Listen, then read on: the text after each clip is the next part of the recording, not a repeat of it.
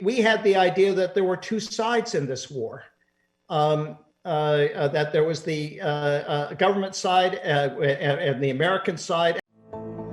Hello, today I present to you an extremely attractive application for music lovers. It's completely free. You can listen to music online or download unlimited music to use whenever you don't have internet. The powerful search function helps you find anything you want. Trust me. It's hard not to find what you're looking for because the search function is really powerful. Application download link is attached in the description of the video. I'm pretty sure you'll like it. Thanks. And the Taliban side. But what actually was going on the local level is the Taliban and the local officials were cooperating with each other.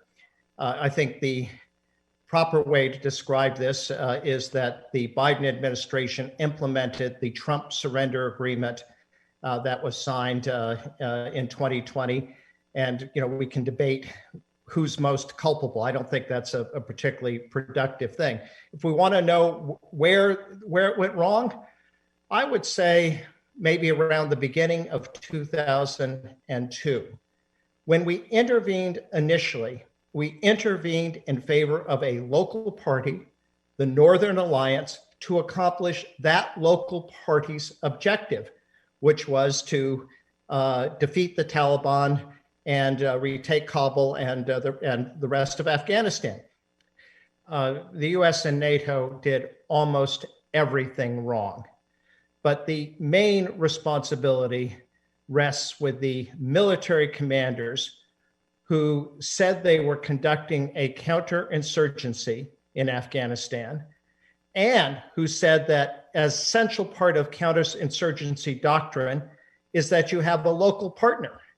And yet the local partner, the Afghan government, both on the national and local level, was corrupt, ineffective, and as a result of repeated fraudulent elections, illegitimate.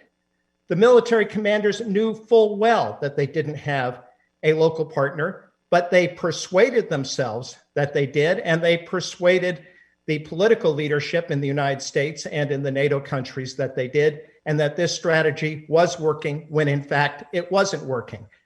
The Taliban forces were significantly smaller than the government forces. They had they didn't have any of the modern weapons that the government forces have. They didn't have an air force, but the government, the corruption was such that police and soldiers were not paid for months. They were not resupplied with bullets. They were not resupplied with food. And then when the collapse began, what was clear is that nobody wants to fight and risk dying in a war that is already lost. And as the Taliban took more and more districts and then provincial capitals, Afghan soldiers and police saw the war as lost. And so rather than risk dying, they basically ran away.